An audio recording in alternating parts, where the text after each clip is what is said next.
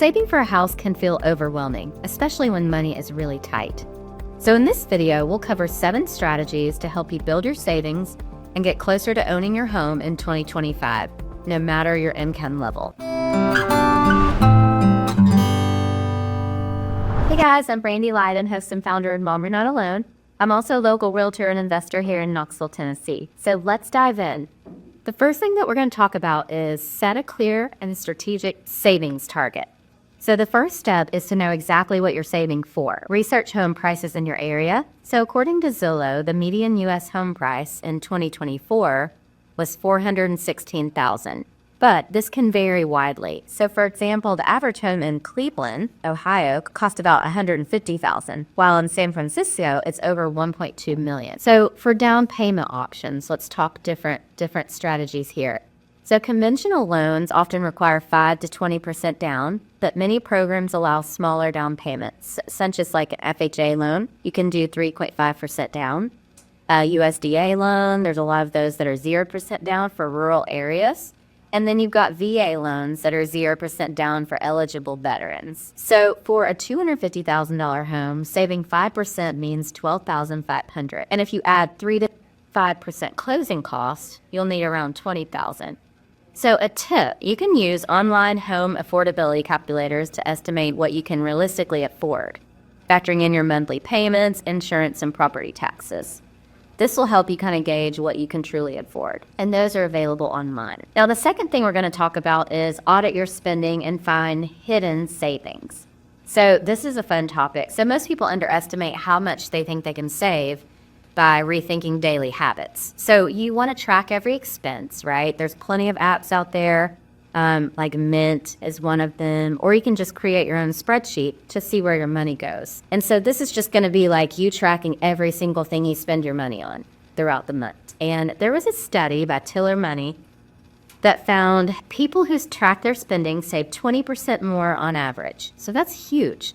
So just knowing where your money goes, you're going to be a little bit more intentional on how you spend it. So some common expense cuts. Dining out is going to be a huge one. So cooking at home can save you up to $3,000 a year per household, and that's according to USDA. Now, a lot of us spend a lot more eating out, so you could save, double this potentially. Another one is subscription purge. So we want to cancel all unused streaming services or memberships. So the average household spends around a little over $200 a month on subscriptions. This is per like Rocket Money. This is what they say. Another thing we're going to talk about is selling what we don't use. So there's a 2024 report from OfferUp that shows Americans have over $3,000 worth of unused items at home. So think about this. If you're going through your attic, you've got old computers, an old snowboard, an old a box of shoes that, you know what I'm saying? So it's things like this that you just don't use. And if you were to have a garage sale, throw things on Facebook Marketplace, put a bunch of stuff on eBay, whatever it is, you could make that. And that would be, $3,000 towards your down payment. The next thing we're going to talk about is open a high yield savings account. So don't let your savings sit idle. A lot of us just have a savings account and it makes 0 interest. Why does this matter? A high-yield savings account can earn up to 4% annually. Now, this is as of 2024, and it grows faster than a standard account. So, for example, if you save $500 a month in a high-yield savings account, in 12 months, you'll have over $6,000, $6,150, including interest. So there's plenty of banks that offer these, so check around depending on your local banks. And you can also automate savings transfers to your high-yield savings account on payday. So let's say you get paid on Friday, you get paid every other Friday, whatever it is. You can automatically set that up. So if you're trying to do 10% or whatever that you're doing, it auto goes to that high yield savings account. Okay, next thing we're going to talk about is increase your income with smart side hustles. So if your budget feels really tight, earning more is going to be key, right? So you've got a super tight budget and you feel like it's going to take you, 5 years, 10 years to save for this house. Try a side hustle. So there's all kinds of things like freelancing. You can be freelancing writing, design, coding, photography, all kinds of things. And there's platforms like Upwork that can help you earn like $25 to $75 an hour, just depending on what you have. There's gig apps, so driving for Uber, delivering DoorDash can bring in 200 to 500 a week, depending on your part-time hours. And then there's some passive income ideas. So you can sell digital products on Etsy. So great way, tons of things you can sell on Etsy. If you do little woodworking projects, stuff like that. And you want to invest small amounts in dividend-paying stocks or REITs. And so those are going to be another way that you can just slowly save some money. So definitely look into those side hustles. All right. And then we want to leverage first-time homebuyer programs. So there's a variety of programs out there that are designed to help first-time homebuyers.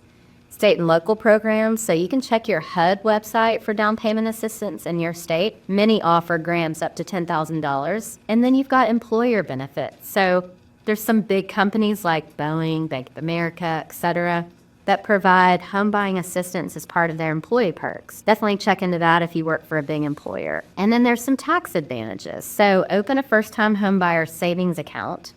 That's a unique one if your state offers it.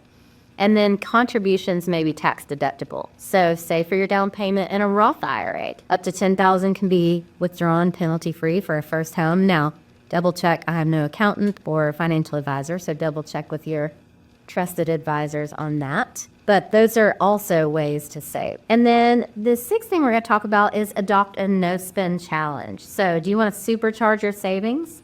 Try going 1 month without spending anything on non-essentials. So what does that look like? We're going to cook every meal at home. We're not buying any new clothes, no technology, no unnecessary snacks or foods.